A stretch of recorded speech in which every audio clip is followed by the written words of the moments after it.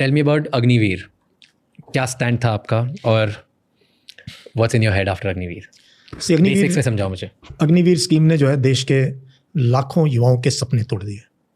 मैं कहूँगा this is probably one of the most retrograde steps as far as recruitment of our soldiers in the arm forces. Totally गलत है। क्यों गलत है? Because you can't get soldiers on contract. अब अभी operations की बात कर रहे हो, 7-8 साल लगते हैं अच्छी ट्रेनिंग देके इस लायक बनाने में कि वो कुछ बन सकता है, लीडर बन सकता है, जूनियर लीडर। यहाँ 4 साल में बेचारे को ये नहीं पता यार मैं कहाँ रहूँगा, 4 साल के बाद मेरा क्या भविष्य होगा। पे भी कम है, छुट्टी भी बाकी 90 दिन छुट्टी जाते हैं, इसको 30 दिन की छुट्टी मिलती है, एंड स्टेटस भी नहीं है सोल्जर का, ना उसका स्टेटस है ना उसके माँ बाप का स्टेटस है। दिस इज रियली मतलब स्कीम क्या है overall? Why don't you explain in basic? Scheme ये कि भाई आर्मी, नेवी और एयरफोर्स में अब हम सिर्फ जो है सिर्फ 4 साल के कॉन्ट्रैक्ट पे भर्ती करेंगे सबको, और 4 साल के बाद उसमें से 25% को रिटेन कर लेंगे, 75% को बोलेंगे आप वापस चले जाओ। और उनके उसके लिए उनकी पे भी कम है, बट उनको 10-11 लाख रुपए का इनको एक लास्ट में दे विल गेट 4 साल का इकट्ठा पैसा दे देंगे।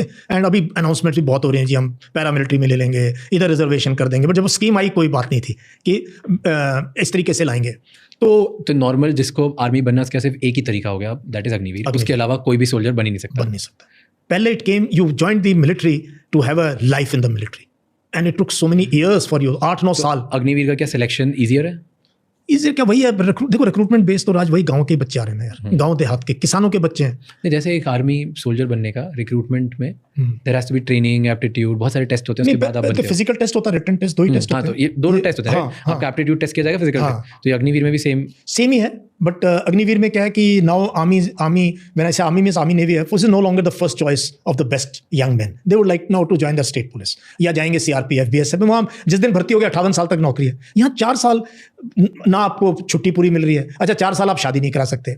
अगर you are killed in action, वीर गति को प्राप्त हो गए, आपके माँ बाप को वन टाइम तो मिल जाएगा लंप सम, पेंशन नहीं मिलेगी। आपको चोट लग गई, अब पहले तो क्या होता था, भर्ती के गए और वहां आपकी टांग टूट गई और आपको आर्मी ने बोला भाई तो अब सोल्जर, पूरी उम्र आपको डिसेबिलिटी पेंशन देगी, पूरी उम्र, क्योंकि आपको चोट फौज में लगी। अब कुछ नहीं है, चोट लगी भी घर वापस चले जाओ। माँ बाप को आप हॉस्पिटल में नहीं दिखा सकते, यू आर नॉट एंटाइटल्ड।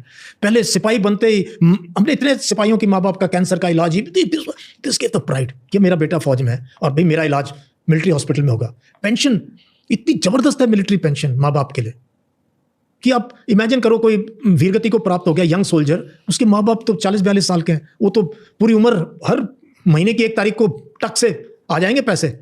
देश देखभाल कर रहा है क्योंकि तुमने अपना बेटा दिया। ये सब चीज़ें नहीं है इसमें। तो इसने बहुत लाखों युवाओं की हसरतों पे, सिपाही बनने की हसरतों पे